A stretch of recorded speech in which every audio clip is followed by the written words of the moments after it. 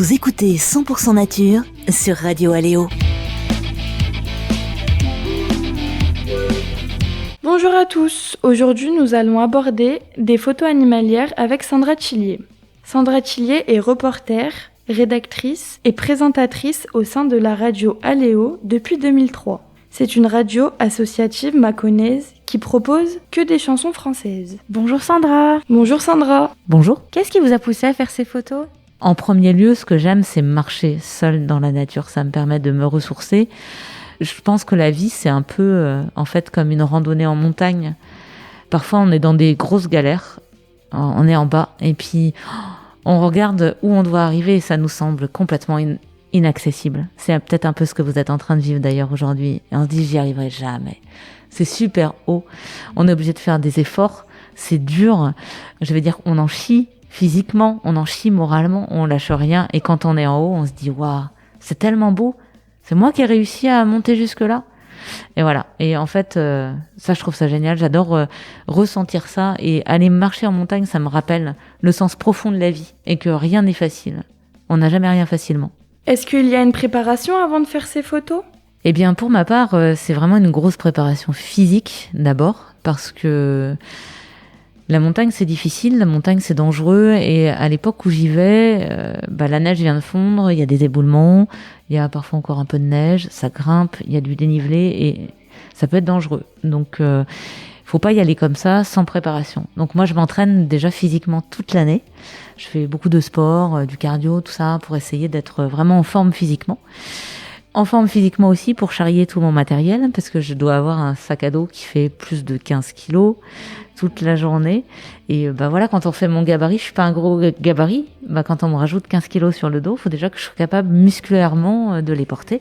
Et physiquement aussi pour pouvoir porter le matériel pour faire des photos, parce qu'avec mon objectif, je dois quand même peut-être porter pas loin de 6-7 kilos quand même, à bout de bras pour faire des photos toute la journée.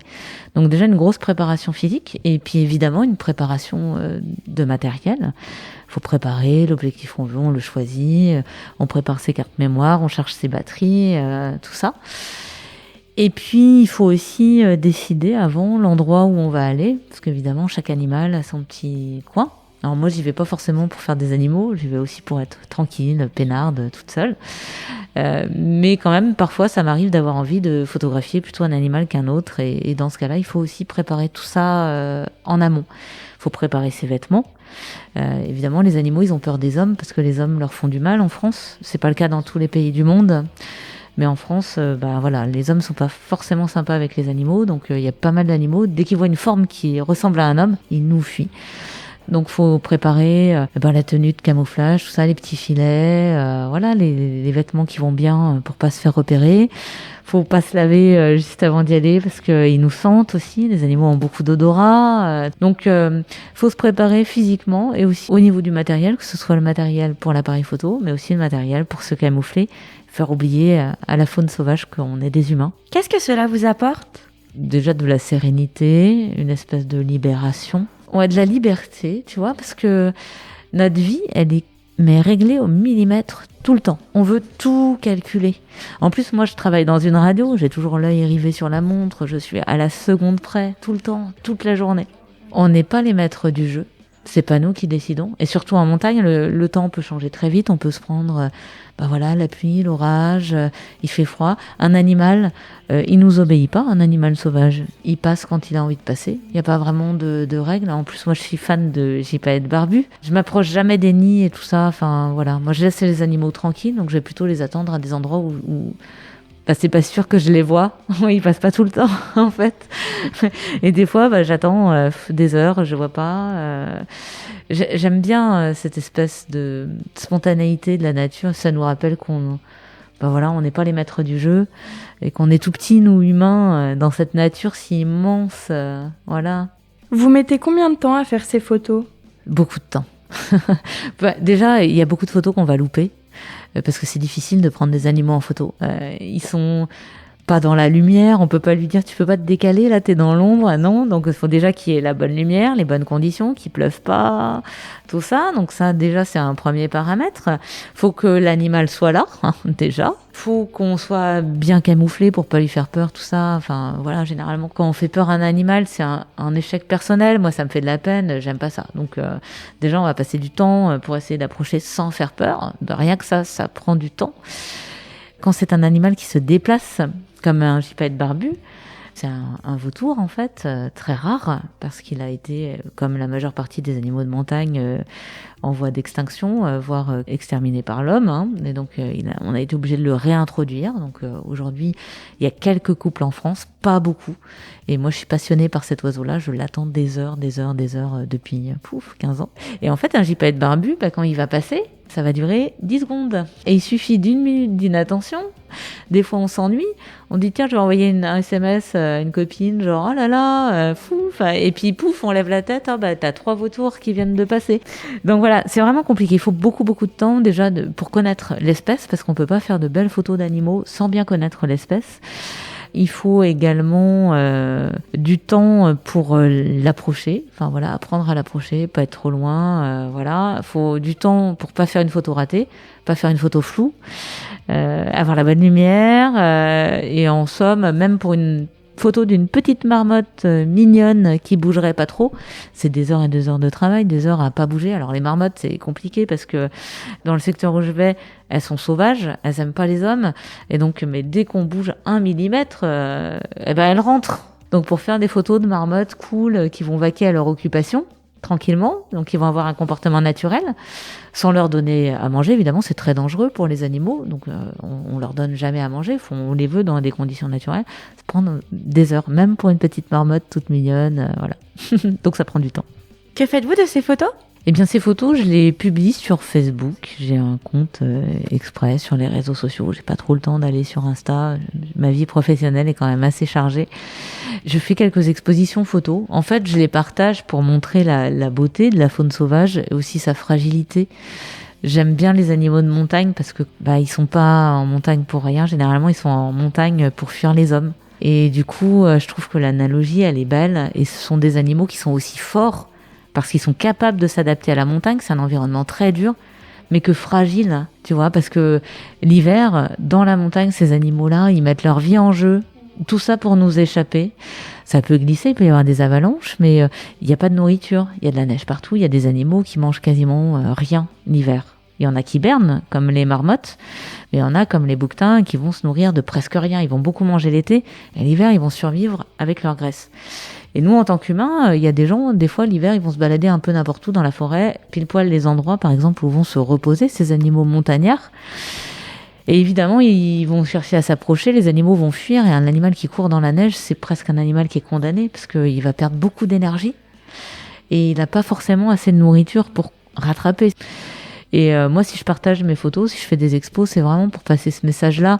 On a une faune qui est magnifique, mais qui est aussi fragile, qui parfois, comme pour les animaux de montagne, vont jusqu'à s'habituer à vivre à 2000 mètres d'altitude pour nous fuir, mais pour ça, ils mettent leur vie en jeu, et c'est à nous d'en prendre soin et de faire en sorte que vos petits-enfants, ils puissent voir aussi des bouquetins plus tard, des chamois, des gypaètes barbus, voilà. Participez-vous à des événements photographiques ou des expositions ?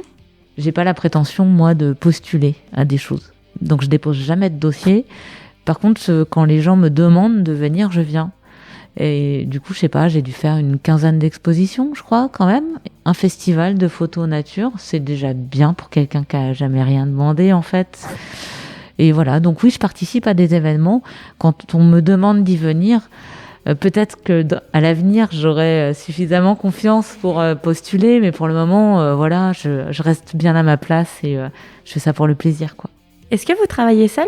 Oui, la majeure partie du temps, je préfère être seule pour faire mes photos parce que, je sais pas, il y a un espèce de feeling, un rapport avec l'animal. Enfin, je sais pas, c'est une relation de communication. On se regarde.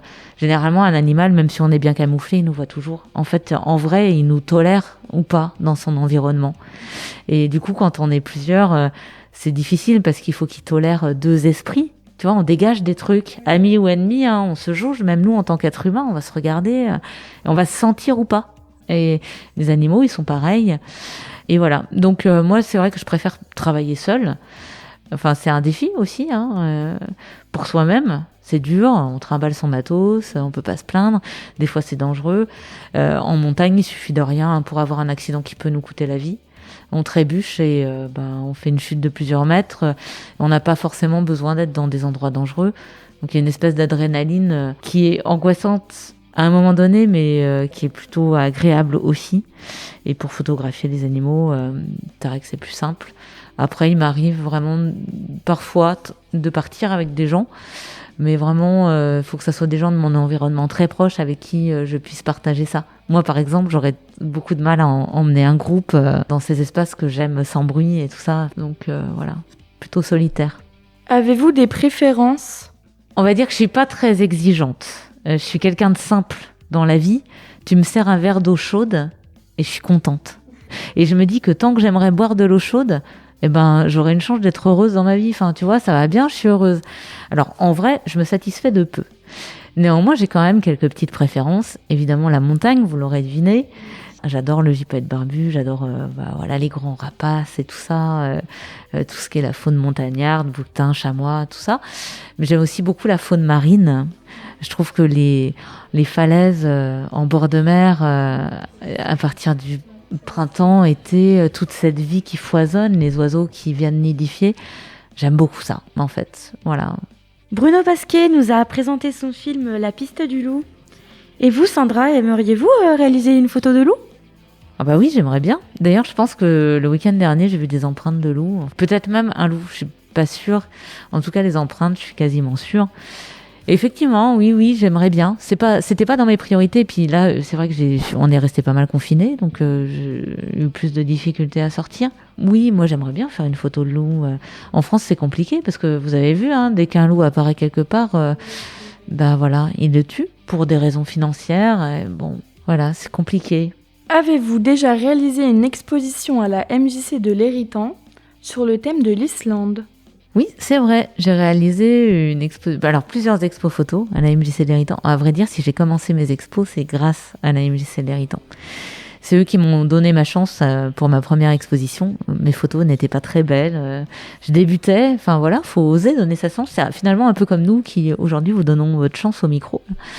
Et moi, la MJC de l'Héritant, c'est eux qui m'ont tendu la main la première fois en me disant vas-y, expose tes photos, même si elles sont pas très belles pour le moment, on est sûr que tu pourras en faire des sympas plus tard. Et voilà. Et donc pour ma deuxième exposition, effectivement, c'était une exposition sur le thème de l'Islande, qui est un pays qui me fascine.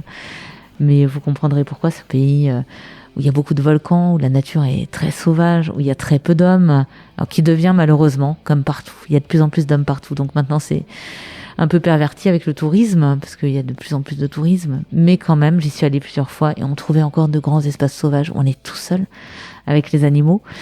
Comme il y a eu beaucoup d'éruptions volcaniques, en fait, il y a toute une partie de ce pays où on peut rien construire, on peut rien cultiver, donc ça reste pas exploité par l'homme et c'est trop beau, quoi. Vous avez été invité au festival Nature Varigny en tant que photographe animalier. Est-ce que c'est une reconnaissance de votre travail ?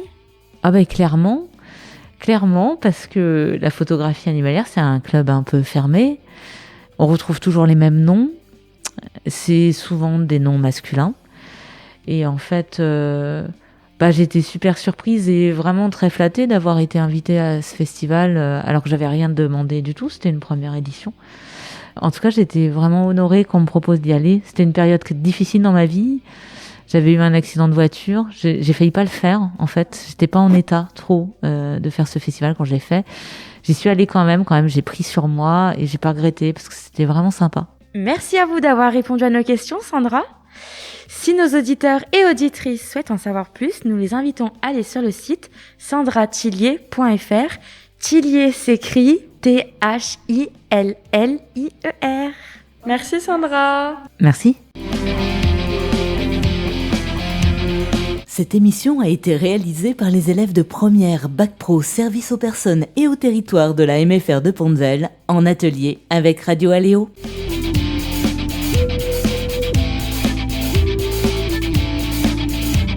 C'était 100% nature sur Radio Aléo. Retrouvez cette émission sur notre site internet radioaléo.fr.